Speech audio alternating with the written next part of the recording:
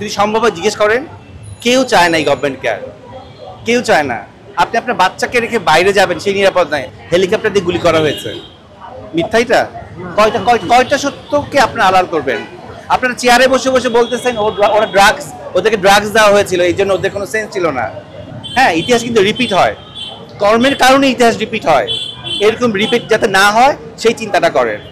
যা অর্জন করেছিলেন তার কিছুই এখন আর নাই। কেন নাই? আপনাদের কর্মের কারণেই নাই। এক একটা সন্তানকে আপনার রাস্তায় রক্তাক্ত করে মেরে ফেলেছেন। কয়টা মায়ের বুক খালি করেছে বলেন? কি দোষ ছিল এই বাচ্চাগুলো? কি দোষ ছিল সাইদের? মুগ্ধর কি দোষ ছিল? ও পানি খাওয়াচ্ছিল, কি দোষ ছিল ওর বলেন? আমি তো কতজনের নাম আমার এইটুক ব্রেনে সম্ভব না এতজনের নাম মনে রাখা। এইটা শেষ কথায়।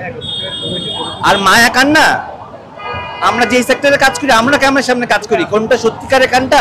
আমরা মিথ্যাকে সত্যি বলেই অ্যাক্টিং করি, রাইট? আমরা বুঝি কোনটা অ্যাক্টিং, জনগণ এখন বুঝে। এই জেনারেশনকে অনেক গালিগালাজ করেছেন না, এরা কিছুই পারে না, এরা মাদকাসক্ত, এরা সারাদিন অনলাইনে থাকে, কি দেখিয়ে দিয়েছে তো। লজ্জা লাগা উচিত। মানসিক যন্ত্রণা, রাতে ঘুমাতে পারি না। আমি কেন আমার দেশে ঘুমাতে পারবো না? আমি কেন জানি না একটু পরে আমি এই বক্তব্য দিয়েছি, অনলাইনে যাবে, ফেসবুকে যাবে, টিভিতে যাবে, আমি আমার বাসায় পৌঁছাতে পারবো কিনা? আমার যাওয়ার কথা ছিল ব্যাংকে।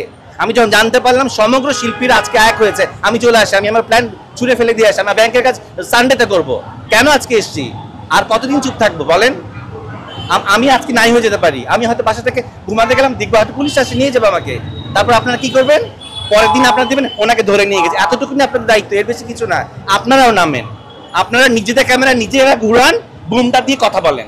হ্যাঁ, বেতনের কথা বাদ দেন, চাকরির কথা বাদ দেন। দেশ না ঠিক থাকলে বেতন কোত্থেকে আসবে আপনাদের?